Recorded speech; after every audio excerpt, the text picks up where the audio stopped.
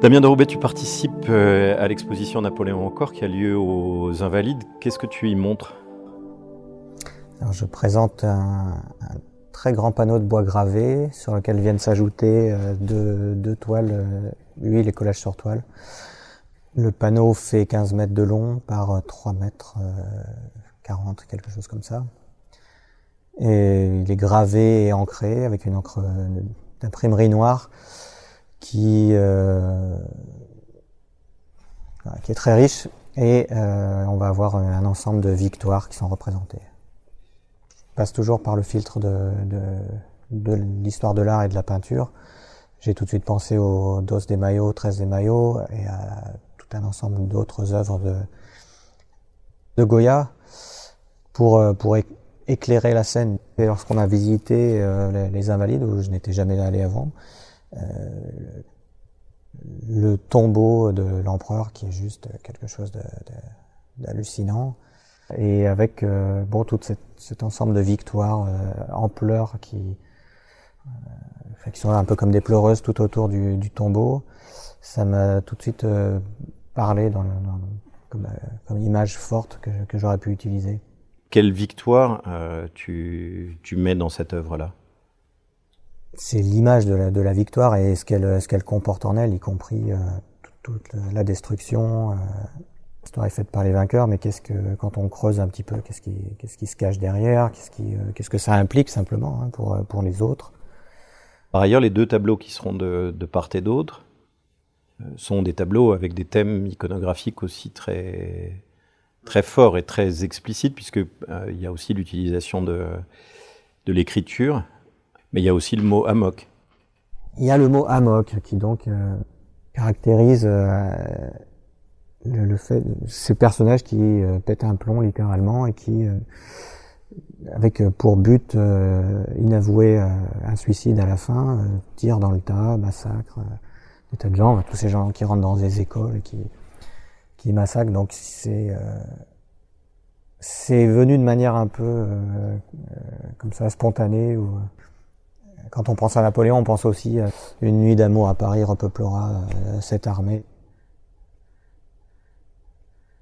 L'image qu'on peut se faire de quelqu'un qui avait pas tant de cas que ça de la vie de ces hommes. Bataille, c'était 20 000 morts, 40 000 morts. Bon, c'est pas grave, on passe à la suivante. Mais comment tu penses ça dans un endroit qui est dédié à la gloire de Napoléon? Et dans l'emplacement de ces œuvres, tu fais face directement à l'énorme ou immense sculpture de Napoléon noir qui domine la cour d'honneur. Il y a l'image en fait de quelqu'un qui fait grandir la France, et après il y a la réalité. En même temps, ce qui reste c'est l'image, donc faut que je travaille là-dessus aussi, quoi. C'est une manière de travailler qui est habituelle chez toi, de partir d'autres images qui ont été traitées par d'autres artistes? Depuis longtemps, je prends des images un petit peu de partout, que ce soit la presse, Internet, des livres d'histoire, des choses vues dans la rue. Et je frotte ça avec des couches d'histoire de l'art et de ce que je vois dans les musées, pour en faire mes propres personnages.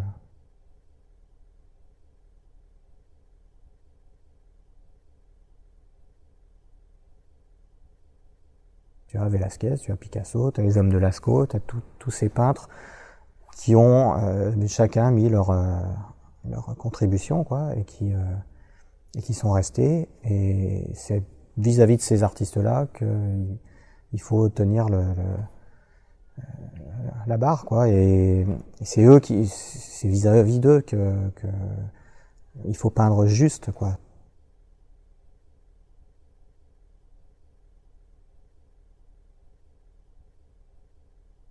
Napoléon a été très souvent représenté par des grands artistes, en particulier des artistes français, mais pas seulement des artistes français, et on peut penser à ceux de son vivant, qui ont été ensuite recyclés très fortement dans l'histoire de l'art, David, Ingres, Gérard, Gros. Mais toi, le filtre par lequel tu passes, enfin, ou celui qui te vient spontanément quand tu penses à Napoléon, c'est Goya. Ouais. Oui, parce que il est aussi finalement dans la description de tout ce qui est autour et qu'on veut pas forcément voir, plutôt que dans l'apparat et le fait de magnifier comme ça le sujet. Moi, je suis pas trop pour magnifier les sujets en général. Voilà.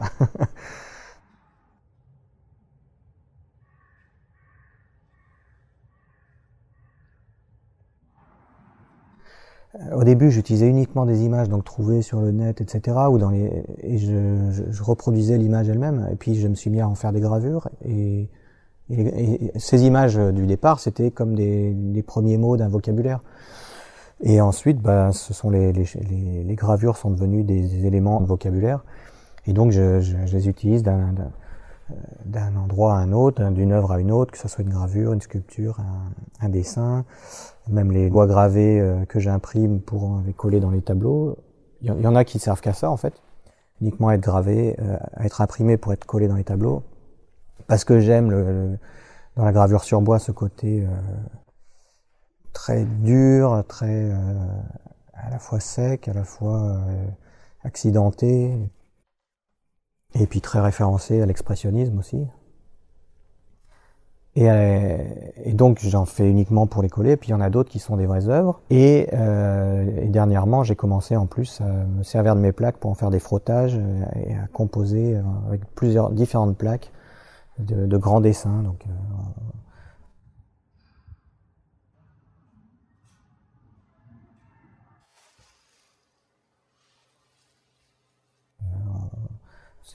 faut réussir à unifier le tout. Mais est-ce que l'œuvre, dans son état final, elle est en général fidèle à l'idée que tu avais au départ? Non, ça change beaucoup. Est-ce qu'on peut parler de la question du pouvoir et de l'importance de cette figure dans ton travail depuis très longtemps, de cette question de la confrontation au pouvoir? Je sais pas pourquoi. Un des moteurs, c'est la relation avec la mort, en fait. C'est la vanité, en fait.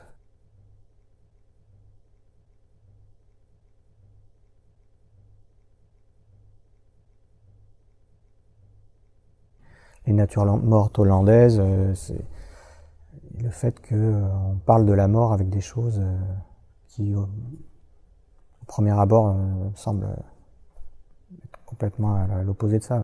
Donc il y avait ce rapport à la mort, à sa représentation, comment elle est sous-jacente. La mort, c'est lié absolument avec le pouvoir, quoi. Que ça soit le pouvoir politique ou religieux, qui pendant longtemps a été, et encore d'ailleurs dans certains endroits, fonctionner ensemble, quoi. Warhol disait que si on grattait ces Marilyn derrière, on trouverait, j'ai pas la formule exacte, mais en gros on trouvait, il y avait rien, quoi, que c'était le néant, puisque c'était des vanités absolues, pour montrer ce qu'il y a dans la société dans laquelle on vit, quel est notre rapport au pouvoir et à la mort. Donc c'est vrai qu'avec Napoléon, on se retrouve avec un sacré morceau, du coup.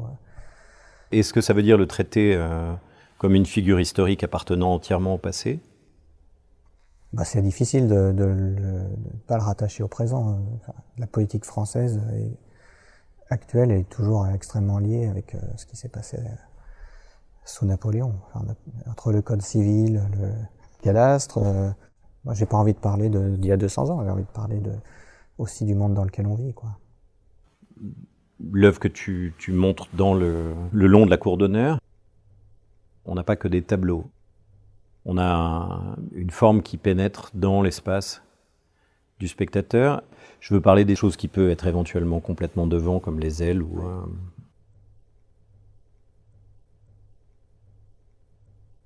Cette aile qui est l'aile que j'ai gravée ici, qui se retrouve sculptée ensuite, c'est en cours de réalisation, qui sera posée comme ça, il y en aura peut-être plusieurs.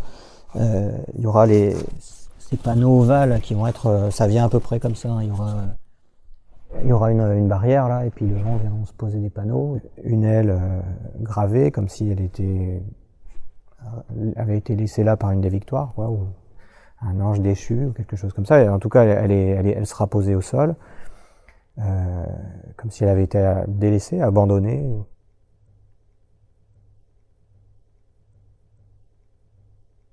En fait, quand on m'a parlé de mettre cette distanciation, au début, j'ai pensé que c'était une catastrophe, parce que je pensais à ces trucs rouges qui sont extrêmement visibles. Et je me suis dit, puisque ça va être là, autant l'intégrer et que le spectateur est repoussé du truc, qu'on en fasse quelque chose aussi peut-être de symbolique. Je réfléchis à comment ça va fonctionner, comment les choses vont se répondre.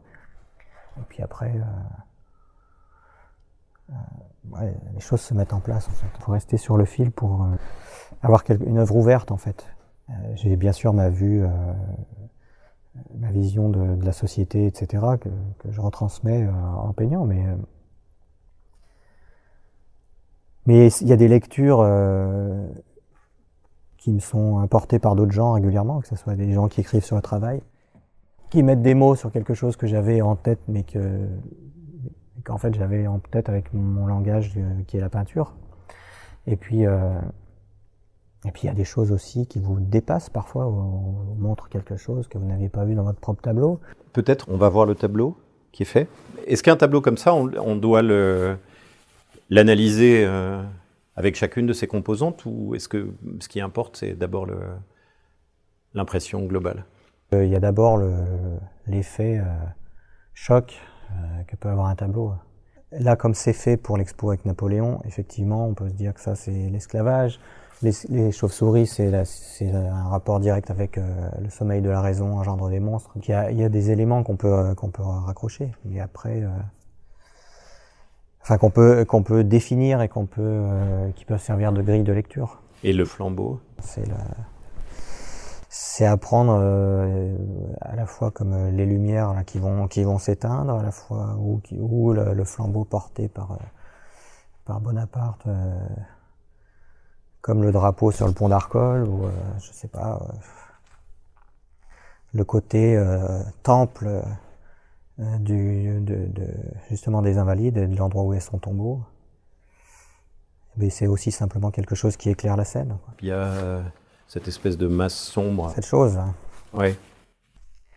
Ça, c'est quelque chose qui vient de chez Edouard Munch, en fait, dans le tableau qui s'appelle Puberté, qui est un des tableaux que j'adore. Et en fait, c'est censé être l'ombre de la jeune fille, mais moi, je suis persuadé que c'est plutôt son âme. Et depuis que j'ai vu ça, je l'utilise assez souvent. Et la preuve que c'est pas son ombre, c'est qu'elle est projetée à côté, tout comme celle du fétiche, et aussi dans les choses absurdes, le flambeau projette sa propre ombre. Mais bon, tout ça donne aussi un côté crépusculaire au tableau. Comment, à partir de ce matériau-là, tu en fais toi quelque chose qui t'appartient? Ça, c'est la bonne question. Il y a un premier travail de choix déjà, puisque je consulte plein de choses. Je vois le fétiche, je l'ai photographié au musée de Boston, le musée des Beaux-Arts de Boston. Le flambeau, c'est un détail d'un logo d'un groupe. Les chauves-souris, je les ai prises sur une planche plutôt 18e. Les ailes viennent de chez Dürer. Et puis ensuite, c'est comment je vais les faire se rencontrer. C'est cette idée du montage toujours, hein, pour que ça soit le plus, ça se rentre le plus. Comment dire, c'est pas une question forcément de violence, mais une question d'incision ou du fait que ça soit incisif, voilà, le plus incisif possible, aussi bien dans les rapports de couleurs que dans les confrontations des différents éléments ils sont là ensemble mais ils n'ont rien à faire ensemble en fait. Pourquoi un fétiche qui dans la réalité est grand comme ça à côté d'une sculpture préhistorique et qui elle est grande comme ça. En fait, ça a vraiment à voir avec l'idée du montage cinématographique, quoi. C'est deux idées qui se rencontrent, qui produisent une troisième image mentale. On va voir le petit tableau là-bas. Ça, c'était pour une expo que j'ai fait au musée de Reutlingen en Allemagne. J'ai fait un ensemble de têtes de ce format-là, avec un grand graveur allemand dessus, donc c'est Autodix en fait. De l'autre côté, c'est la tête de Napoléon. En fait, ce qui les différencie, c'est essentiellement d'avoir que l'un ait un chapeau et l'autre son nom dessus, mais ça veut dire qu'une même tête peut remplir des fonctions complètement différentes. Parce que le point de rapport entre Autodix et Napoléon n'est pas évident. Non, je me sens plus proche d'Autodix, mais...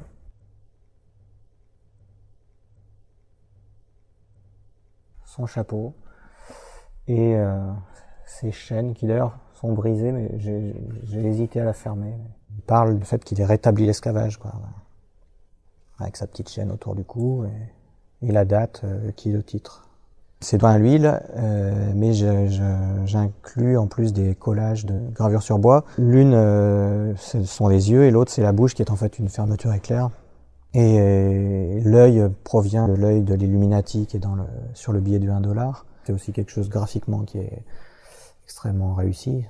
Et j'utilise ça très régulièrement en fait dans mes tableaux. Donc les yeux et la bouche de Napoléon ont servi d'yeux et de bouche pour d'autres personnages avant, quoi.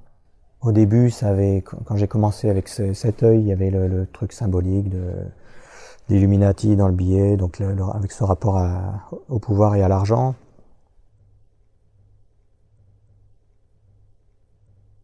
Donc voilà, j'ai inclus cela et je lui ai mis son chapeau qui l'identifie en fait, qui le symbolise simplement. Hein.